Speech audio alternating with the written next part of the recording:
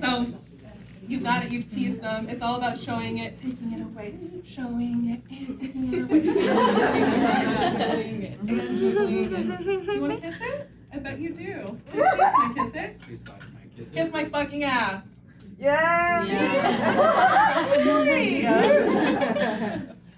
So when it comes to using your ass as a tool of domination, is you can use it as a way to tempt and to tease. It's a form of an area of worship.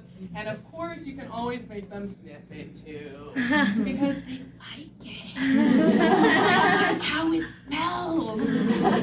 And you know what is some of the most common concerns people have, or they say usually when they sit on a face, they're like, but what if I fart on their face? And there's a lot of people who would really hope that you do that. For the people who are quite into it, I really guarantee that a lot of them would not mind if there is an accidental toot on their little snoot. So.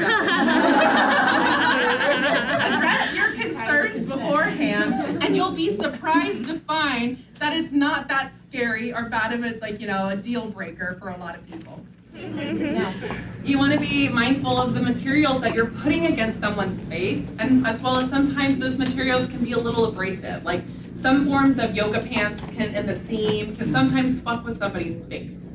So when you're wearing clothes, you need to really look at those clothes, make sure that they're fine, and also make sure that they're clean. Because sweat and bacteria and all of that is going to get all over this sexy face. And that might not be exactly what you want. That's not always safe too. But make sure that you're mindful of where your knees are, because that's a very sharp, pointy part of your body. And so is too, having your hands as well. Because what's going on now, behind the scene of my face looking so calm, is I'm figuring out where am I going to put my body weight to not hurt this man. And so I'm wiggling, and as you're doing it too, in your mind you can figure out where does my knees fit on him? Where do I align? So I've got my knees spread apart here, and you can slowly start to figure out where does it feel good. For your body as a top, and just checking in, they're gonna be so thrilled. So you gotta make sure that they're still thinking. How does that feel? Yeah, it does feel good. I checked in, but I also kept the scene. And that was a real answer, and that was a real question. So you don't have to worry about being like, honey, are you okay right there? You can, if that's where you're at, but just know that you can take a step further and you can still have your scene going and communicate important information that keeps it safe and keeps it sexy.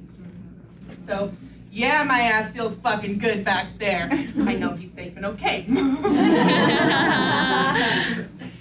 And so right here, this is a good solid position for face sitting, and it's like one of the good go classics here, because I can have full range of his body, and as you can see, he's towards the end, I'm towards center. So you can figure out where to align, and it gives you more space to pull across. Now, we're gonna flip around like a spider monkey, because that's what we do in face sitting. And so then, see, all you do is rotate through, and then you can go this way. It's also really fun to go this way, because now I'm sitting on his dick, and it makes him think about sex that he's not having with me right now. And so it makes it a really great spot just to make them think about all the things they can't do with you in that moment, no matter who they are. For you to then, where am I gonna go? I'm checking the spots, I'm checking for safety. And so here, when I'm switching to this way, you wanna be careful when you're reaching edges, because you're gonna be losing some of your body's support, okay? So it can be easy to slip off the edge and push their face. These are the deep thoughts that happen behind the facade. I'm in control and sexy, and I've got this. So that's also one of the ways too, it makes it fun when you're switching over to this position. I'm still finding my footing, and I like to start by having more of my knees over his face, because it gets me into a good alignment over the face from a front standpoint. I've got good body weight going through these knees, plenty of space, and when I'm coming through here, you can ease through the pussy zone, and putting your pussy on the face also a fun thing to do. I enjoy doing that. Technically, you don't gotta do that with everybody, you don't want to. Good opportunity to slide it in here. So I can sit with my pussy on his face, and when I wiggle through, and you can also have your bottom scoot back, bottom. Oh no, you need the neck support. Grab that pillow, bottom. Wow, I'm on my feet now. None of this. I am the flogger. This is just an instrument that I use. Historically, it was called a scourge, scorpion, flagellum. But I am the flogger, and that is the floggee. So when we talk about the energy, who's putting the energy into the item? I am. So it's all about, this is an instrument that I use to convey information in the form of energy and intention to you, right?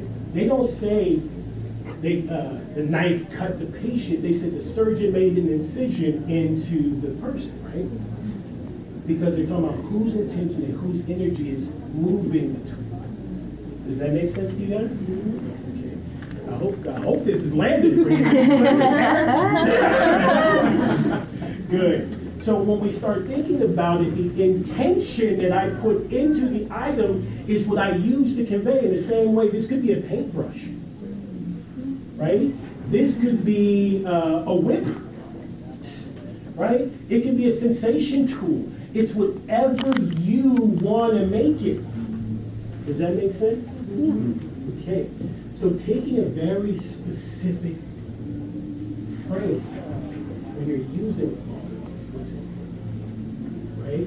I'm going to tell you a simple concept that I call being trapped in a bag. How many people have toy bags? Good, right? Put your hands down. How many people have had toy bags for a long time? Okay. How many people use those toys very often? Right. What happens is I have my toy bag out here, right? And I'm like, I get a new song, and what do? I take all my toys out, and I know how to use my toys, but really your toys are using you. How do you know that those toys are right for the scene that that person wants to have with you? How do you use it in a way that helps convey your feeling, your desire, your want, your need? Don't get trapped in the bag. Because you can keep going to the bag. I have a flogger, I'm going to flog you, I have a paddle, I'm going to spank you. But what if I'm doing a DDLG scene? Then how does the flogger help convey the type of feelings, mindset, perspective that I'm looking for? Don't get trapped in your bag. Have a very definite perspective of who you want to be, what you want to say, how you want that person to feel. And then select the toy that's going to best accomplish that goal. That's what's important. So for me, if I'm not thinking about every strike being a touch, a caress, if I'm not thinking about it being discipline or punishment, if I'm not conveying my intention through the tool, then guess what? I'm just supporting having the bag determine what I'm going to do, how I'm going to do it. Right? You can't let the tool determine who you are or the bag is tied. Does that make sense?